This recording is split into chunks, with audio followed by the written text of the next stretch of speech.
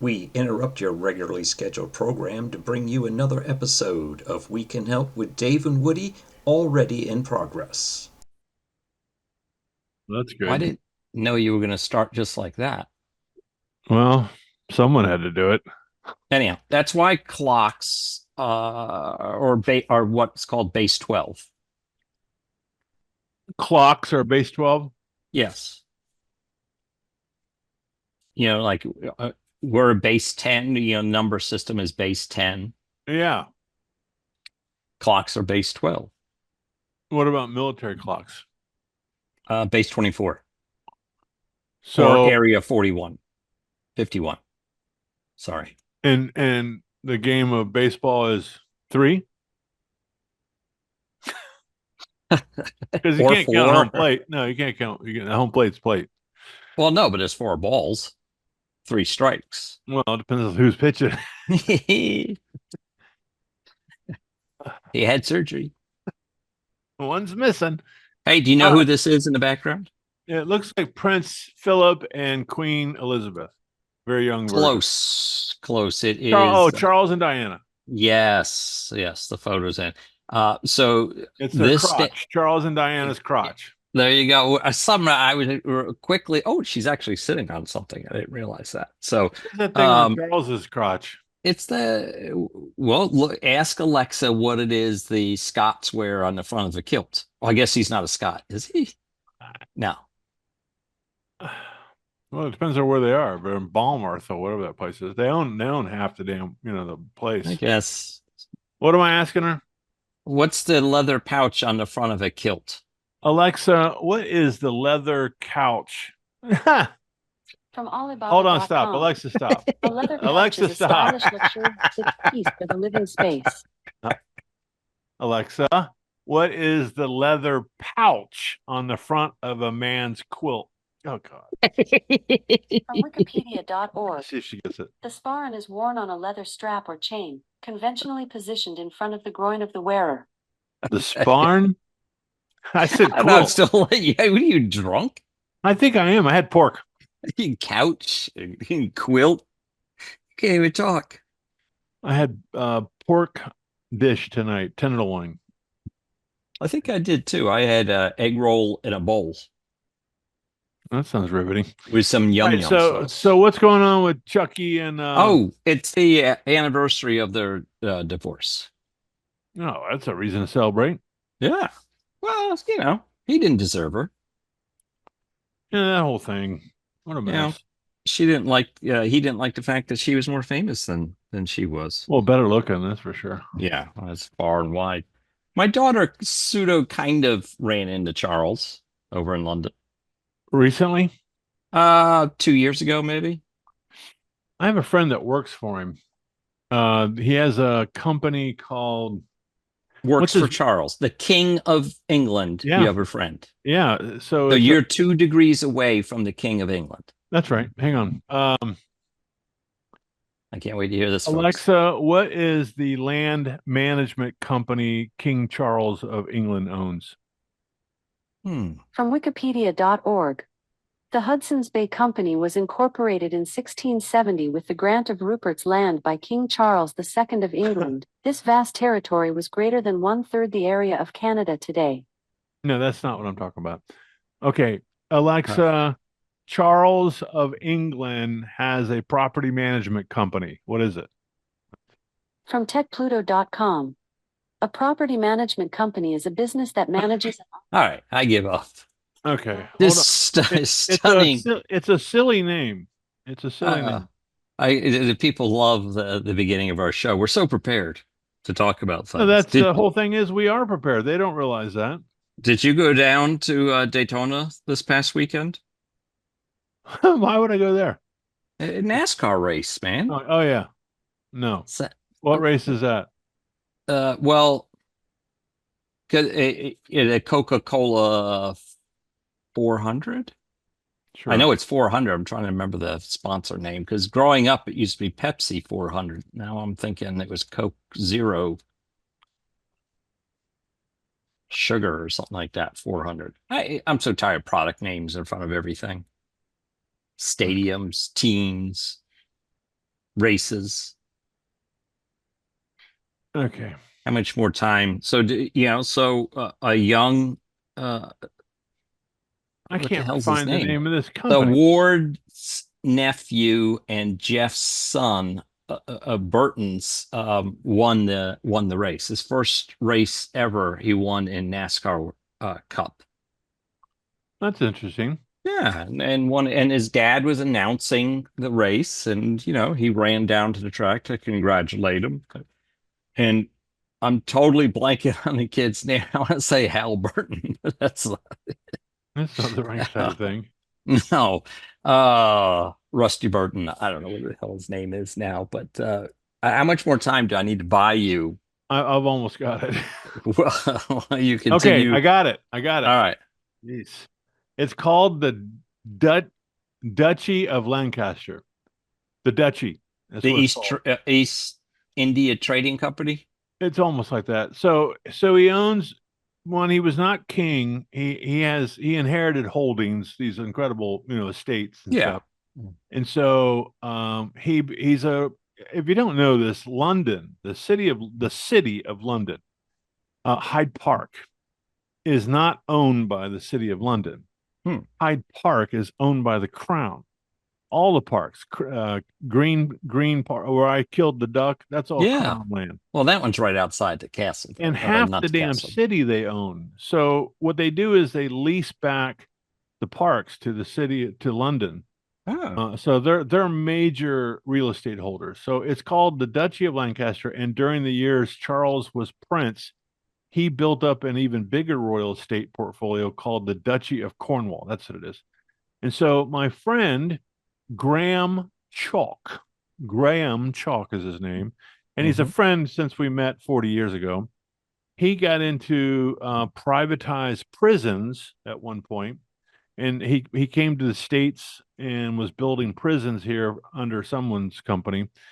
And then I did a Google search on him and found him. He is now he's my age, so he may be the chief guy in charge of the property for Charles Oh yeah. at Duchy of Cornwall. Duchy of Cornwall. Does Duchy mean something in English? I think it's Duchess. Dutch. I don't know. It's Good guess. Yeah. It's Duchy. I don't know. So why don't we transition from the politics of England to the politics of what US. county are you in? Oh, Clay County. Yeah. Clay County. And so Yeah, I know so- that people are all on the edge of their seats waiting to hear. They didn't look them up.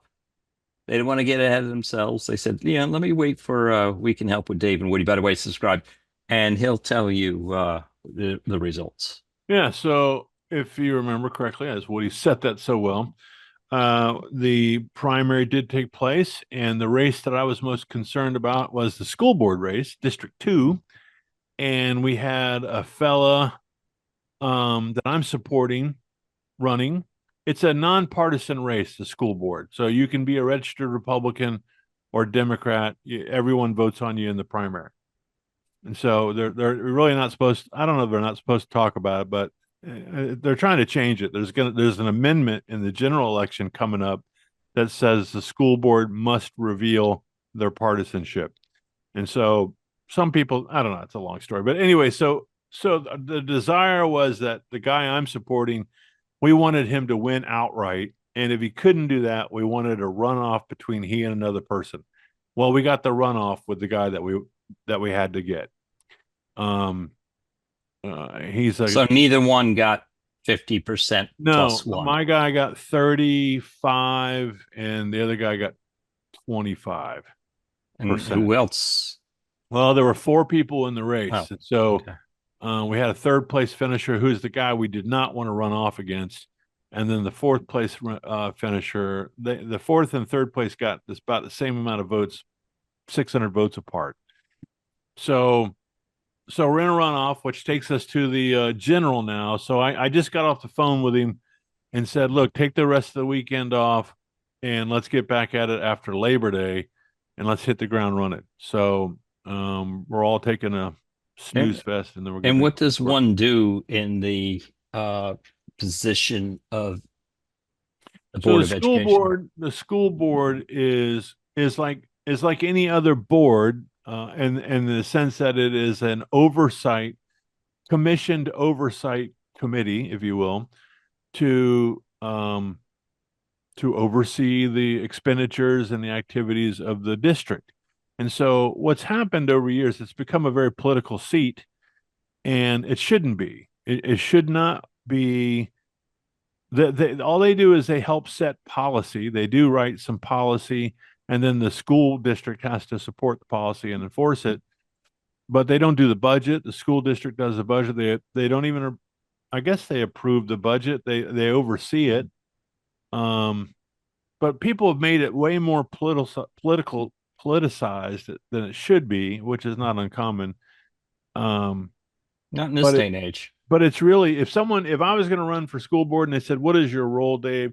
I would say, "I am your elected official to be an oversight, to safeguard your taxpayer dollars, to make sure that we are maximizing the turnaround, that we're putting the best team on the field, the best teachers, the best facilities, and that we can produce the best education for your children."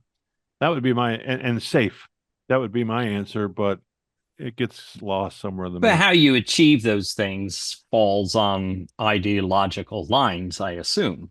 Well, exactly. And ultimately the district itself, the staff of the superintendent and his staff or her staff, whoever it is, I mean, they're ultimately, the board's job is not to count paper clips. It's not to go in and say, "Hey, you're using way too much copy paper. Cut back on that." That's his job. His job is to make sure that he's the CEO and runs manages the district the way he's supposed to. But the board's job is to have oversight. Let's say he wants to spend $250,000 on something. The board needs to look at it and say, "Okay, justify this," or this is a big ticket. If he wants to spend $500 on something, the board should not be a part of that. They're going to have to trust the superintendent to do his or her job to the extent that it rubs up against their policy. And does this gig pay any money? It does. I think it's about the same rate as a first year teacher. So it's probably 40.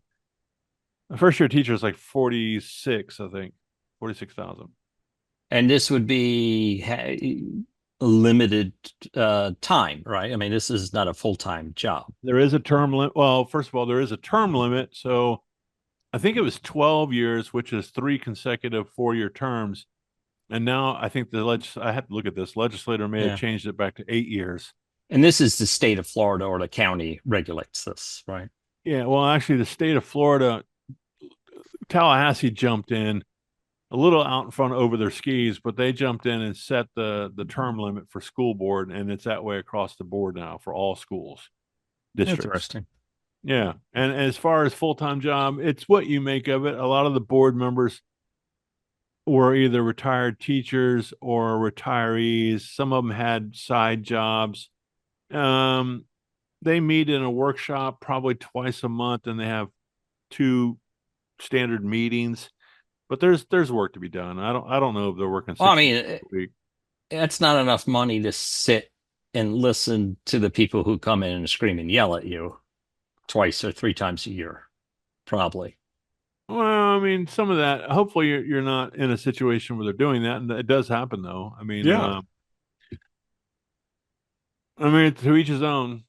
Whatever floats your boat. But anyway, so that's the outcome of that race. I don't want to say I'm excited, but I'm glad it didn't go the other way. I wish he'd have won it outright. We'd be done with it. Saved us up. So there'd be no general election. No, he's going to the general. No, I meant if he had won it outright in the. Yeah, then he'd be in. Oh, yeah, interesting. They would swear him in November. But that's not the case.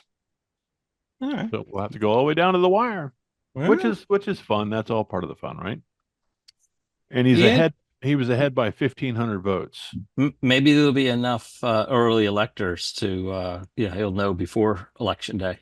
I don't think we released that information in Florida, but the thing is, kidding with you. I was trying to get you all rustled. I bet I'm willing to bet this is going to be a nail biter.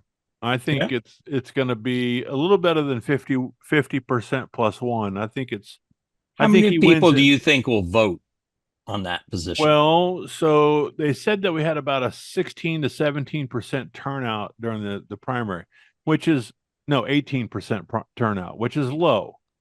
But this is what we're talking about now is the general election, which is the Trump Harris election. So everybody's turn out. Yeah, but I don't vote. I abstain if I haven't researched a position. I don't vote a party line, obviously, and if I So haven't you wouldn't circle in a school board race if you wouldn't know.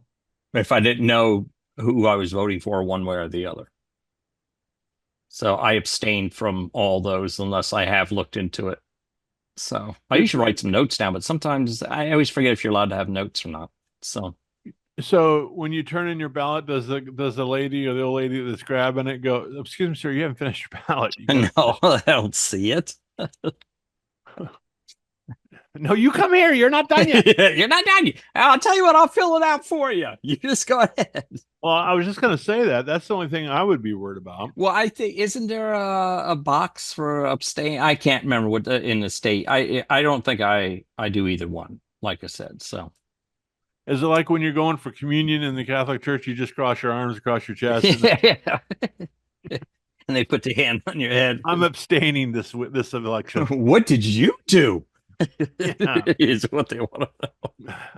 And I won't be stopping by the little booth today either, buddy. Yeah, exactly. I got issues. No, I wish you would do the research, Woody. You know it. Well, I tried to, but if I just you're gonna have to take one less. Well, you're gonna have to take a day off of drinking a NASCAR and get on it. I usually start about a week before the election. I get my ticket and then I start looking through. And that's where I get back to that business idea I told you about last week, where it would kind of do that somewhat for me, do 80% of the work for me. Yeah, but we don't want people. I know what you're saying, and you're saying that the information would be more readily available and you would be encouraged to do it. I don't think so, but that's okay. This is something, this pains me. You know, this is the meaning of lead a horse to water, but you can't make it drink. I don't have any judgment towards you about it. I don't have any I really don't. It's just, I don't understand. I don't know. Well, I'm not going to vote a party line because I don't believe in that. That's fair, but you can do the research. Sometimes the tickets are really long, and you have to really. There's not a lot of information. You got to do stuff and read. Yeah, there's a lot of somebody, especially school board stuff. You're lucky if you find a LinkedIn profile on somebody. I don't know who these people are. Let me tell you something though. I'm the first guy to admit to this, and thank you for letting me have some time here about this. But it came quickly apparent to me when we saw what was going on in our district and some things that were a little bit shady. And I said to myself, this is my fault. I didn't take it all on, but I said, I'm probably like others. And hear me out, listeners. As soon as our children cross the football field on the stage to get their diploma in high school, there's this moment. It's like, okay, we're done. I don't have to do anymore. I'm done with this stuff. I got to keep paying these stupid taxes. And I don't have any kids in the school program, but I'm done. And what we did is we had this assumption that we trusted the people at the schoolhouse. We trusted as I say, the hen house, that no one's going to mess with. It's a pretty safe place. But what happens as soon as you step away from your responsibility with your kid at school, someone else is not guarding the hen house, and the bad actors get in there. And so we need, the only place that we're going to save this country is at the younger generation. They are changing our youth to think differently about our country. And that's how you turn a battleship.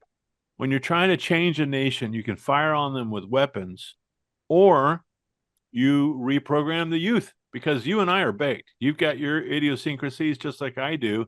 I'm not going to change your mind. You're not going to change my mind. But we can manipulate K through 12. Well, that's what the Hitler Youth was about. Well, that's what I'm saying. So you got to be involved to make sure that K through 12 is carrying on, even though you have no vested interest from the standpoint of your children. but you have a vested interest because it's the future of our damn country. Well, I've always said to people that complain they have to pay school taxes all the time when their kids don't go to public school. I said, well, you can't raise an army of idiots because it just be a life of crime. Is all you're protecting your own world by educating those that will go uneducated otherwise. So it's an investment in your future as well as their future, paying school taxes. Well, and I always think about the people that paid for your kids, even though you Yeah. were paying too. But I mean, Yeah, I mean, No, yeah. everybody kicks in. And yeah, my kids were a product of public school system because I'm a fervent believer that it's not the school that educates your kid, but it's the home environment that educates your children. Well, God bless you for that, because that's not the case anymore. Oh, I know that, but you will see a difference. That's why some parent, if you want to send your kid to private school, and they will get an education at a private school. You are paying for them to get an education. If your child goes to public school, you have a lot more you garner a lot more of the responsibility of making sure they get educated. Well, we have a charter program here as part of the public school system, and they make the parents sign a contract that you're going to be a part of, Is that like the legal thing at the beginning of all software packages? Okay. No, it's binding. I mean, I don't know if they come to the house and check. Not legally binding though. No, but I mean, so there's a lottery to get into the charter system first. Oh, the charter school. I'm sorry, charter school. Okay. And it's working. It's producing good results, and the people want to be in it. And so, in an effort to enhance and ensure parent participation, parents have to take a little mini course, and they got to sign off that they're gonna commit so many hours, not only to the school, but they're going to be at the dining room table with their kid. And I've said all along, we can't legislate parenting. So how do we motivate parents? I sound like I'm running for school board. How do we motivate parents to get back in the game? And I can't reach through the arm of legislation and say, you got to do this, or else at some point the parents got to wake up and say, this is my job. Well, I think a little bit of it's the family unit has broken down in the last 40 to 50 years. It has. And that's a big, when there's only one parent at home, either by choice or by the will of God, it's tough. Yeah. No, it is. And look, I understand there are numerous challenges ahead of us. Right. I won't call it a horror story today. I'm not going to talk about it in detail, but a child was murdered. No, but there was some said it was a hard story. There were some facts revealed to me about a home life, and it's just sad. Yeah. It's sad, the choices that people make, and 12, 13, 14-year-old kids are hanging in the lurch. So I don't know. Latchkey kids. That's the part that I don't understand how to fix, but but at least there's people out there trying to fix it instead of ignoring it. And I think you just have to show up and live by example, and hopefully someone catches on. I sent you a text the other night that I learned how to avoid Alzheimer's disease. Yeah, I did see that. Yeah. You think it's fascinated by that? It's an ad I see on. So I play. There's one or two games I play. I do play Sudoku, Sudoku every day, and you have to. Is this why you're on the clock? Oh no, never. It's my smoke break. So you got to watch an ad to play. No, Dave, I only play at like 1 a.m. or whenever I'm bored. On Zoom calls. Right. So Eureka! So they always start with this. This guy in scrubs. Hi, I'm a neurologist, and I got to tell you, the best way to never get Alzheimer's is to play this new game, Zen Words. And I'm like, yeah, you're a neurologist. They find the stupidest people. So it's Zen Words, and today it had a rolling banner under it, and it said, this word game is the biggest in the world, but they misspelled world and put words. It doesn't fix grammatical mistakes. It just heals all So time. like, where's your neurologist now? Oh, the linguist is on there, a linguist, and he's always asked, how can he continue teaching at 70 years of age? It's because he uses Zen words, Dave. He Oh, does it well. once a day. Say no more. So there's one huge issue out of the way now. Big tax on the medical insurance industry, Alzheimer's. So I'm glad we've fixed I've that just one. been smoking a cigar every other day, thinking that's going to help me. Has it worked so far? I don't know. I can't remember. That's how I feel. Oh, there's some days, man, I draw a total blank on stuff. So It happens. It comes and goes. I think that's the beginning. if it's an eidetic story, I do a lot better that way. But otherwise, Well, I get to a point where I'm working on something in my head, and then I go, oh, crap, what was I going to do next? I can't remember. Then I have to kind of backtrack, unwind it, and then find it. But write that down. Unwind it and then find it. and you missed my word of the week again. Damn weeks it. in. Yeah, I did get it. eidetic. That's a photographic memory. No. Damn it.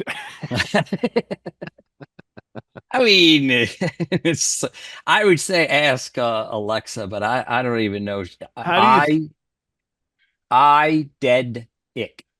That's a photographic memory. Eidectic. I dead ick. Eidetic. Yeah. How do you spell it? EIDETIC.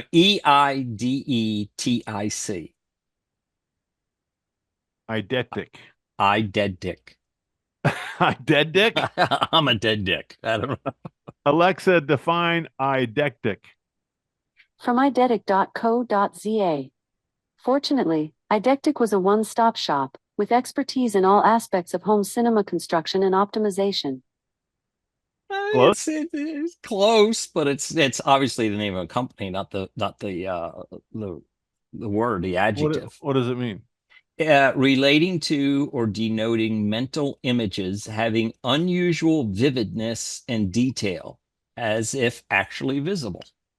Yeah, So I I think said- that's what some people say. They say I don't have a photographic memory, but I've Eidetic heard that before. detail. There's a friend of mine that says that she's always telling me she has something. I can't say. You might want to repeat Next time that she one. says it, I'm gonna go, I'm sorry. You have what? Eidetic? What? All right. By the way, speaking of not remember thing, it was Harrison Burton was the winner of the Coke Zero 400. So Coke Zero's got a race. Yeah. I like And Coke growing up, Zero. that was the Pepsi 4. Well, it used to be called the Firecracker 400. There you go.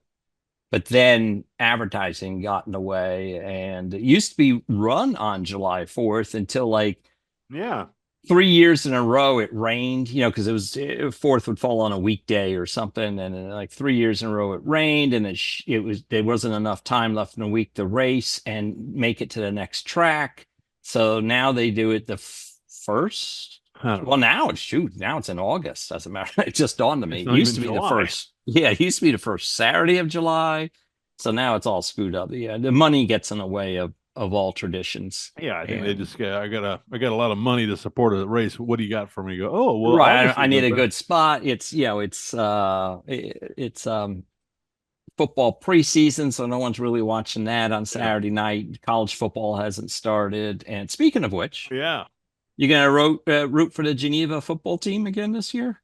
I don't know if I've ever rooted for him, but we could. How about that FSU Georgia Tech game? Did you see that? I did not watch it because I expected it to be I had a friend there actually, but I expected it to be One-sided. Yeah, and I was surprised because it was Saturday, and I was up in Tennessee, and I had a lot of work to do up there in and around the house. So I did not turn on the game because I would have sat down and watched it. So they were in Dublin, right? Yes, that's why it was played so early. Well, I was at the cigar shop. That's And right. You sent a picture from there, didn't yeah, Saturday morning, I had a bunch of stuff. I had to do my newsletter, by the way, you? the Small Business Patriot newsletter. You just doing a plug there? Yeah, that's a plug. Anyway, Okay. so the Small Business Patriot, I had to get that done, and then I had to do something else for my clothes closet and food pantry stuff. I promised somebody. So Sheila's like, well, what are you doing? I go, well, I got this stuff, and we had jokingly said, what we should get on a plane and go somewhere because we just got off the one from Chicago, right? It was kind of Oh, fun. that's right. You felt like you had to get back in the rhythm. Yeah, and I told her, I said, let's go to Charleston for Labor Day. But anyway, so she gets off the phone with Vanessa, our oldest, and she comes running in. She goes, I'm going out to the girls, spend time with the girls. I'm like, where's our little man? And he's fishing with dad. So the boy's Ah. fishing with dad. I said, damn it, you're going to go spend the whole day with the girls? And she goes, yeah, Dave, I got to go do that. And I go, what? You know what that means for me? And she goes, shut up and just get your stuff done and go to the cigar shop. I was like, stomping my gosh. feet. Don't you mow your yard or anything? Nah, we got people. Must be nice. Must be nice. So do these people. They have people. I They ain't got got in as many trouble people for as it. they got, but we got And they got in people. trouble for it. Well, mine's legal. As far as we know. Well, he works at Walmart. You don't ask questions, right? Don't ask, No, don't he's a tell. good guy. He's legal. So I came home from Chicago and I sent him a little note about this. I said, there's something very rewarding to come home and your yard's cut. And you don't have to do it. You don't have a guy at your place? No.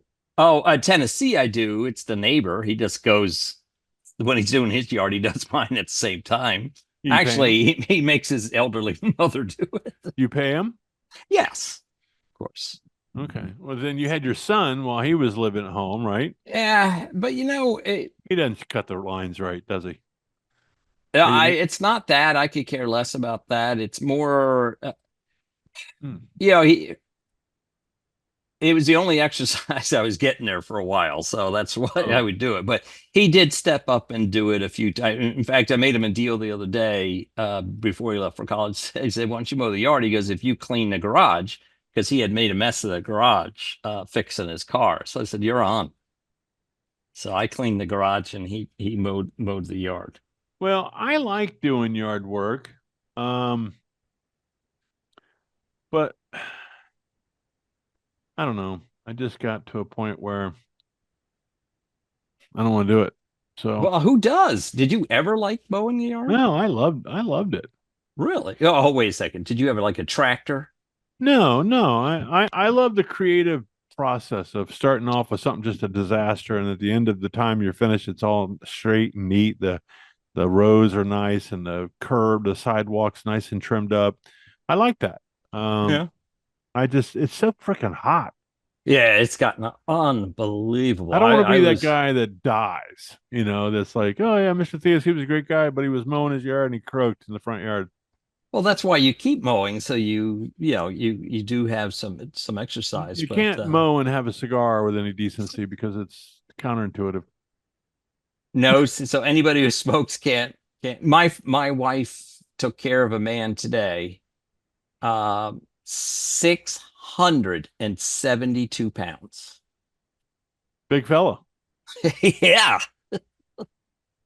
Took 5 grown men to roll him from the stretcher to the bed. Bariatrics. That's what that's called. That's elderly, isn't it? No, that's geriatrics. Oh, I thought that's... Okay, here we go. Alexa, define bariatrics. Bariatrics is usually defined as a branch of medicine that deals with the control and treatment of obesity and allied diseases. See, I know. You're pretty up on that term, Dave. Why is that? Well, because we sold in the furniture days. I sold. What do we call that? Bloodletting. It was called. We had this conversation a couple weeks ago. We got to get on to some funny stuff. I got nothing funny. Other than we got it. Well, you got to hurry up because it's only 10 minutes left in our new timeline. Because our new format. All right, let's get moving. All right, so go ahead. Tell me what I can. How much time I got? You got 10 minutes, but tonight I've run out of things to do around, so I'm going back to an oldie but a goodie, and it's Oompa band practice night here in the Woody household. You play the bass. What do you play? The flugelhorn. That's not really a Oompa band. What's the tuba one? Baritone or whatever? Baritone would be good. Okay, baritone. Sousaphone. Yeah. Okay, so Sousaphone. I did have something written down about during the week. You and I both have talked about this, that we discover things. This would be great podcast material. And I had one of those this week, and I was like, oh, this, I don't even need to write it down. It's so good. I'm never going to forget it. And now I can't remember the damn thing. But it was happened between Sheila and I in the kitchen like 2 days ago. And it was, I'm telling you, it was huge. It was killer. But I can't remember it. So best ever. Yeah. So anyway, so that's done. You gave me the election results. So thank you for that.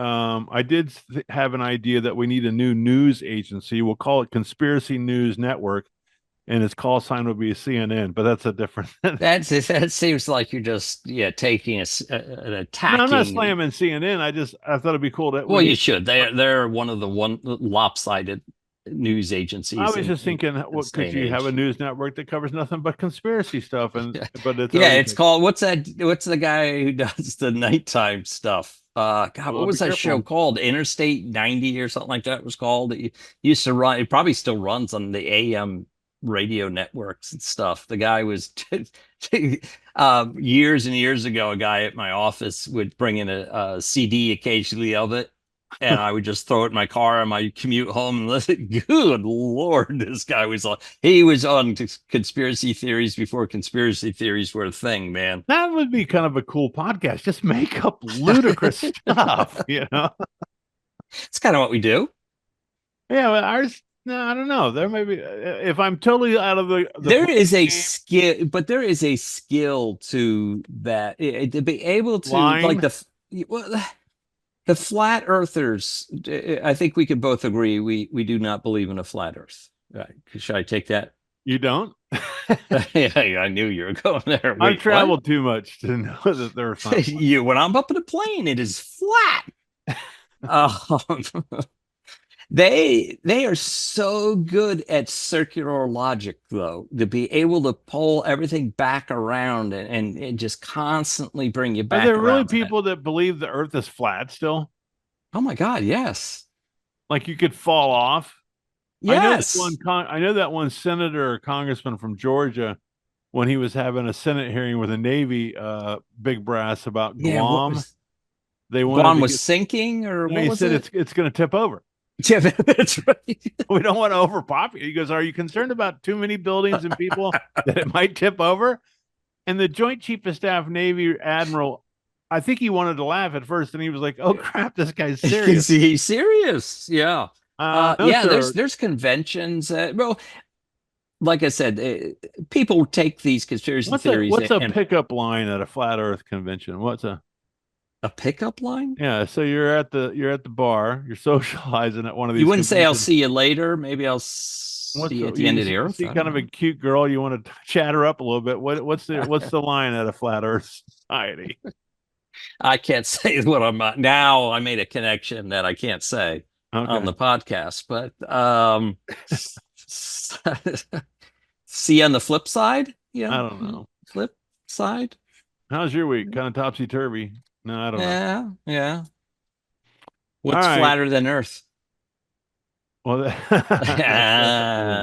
right, moving on.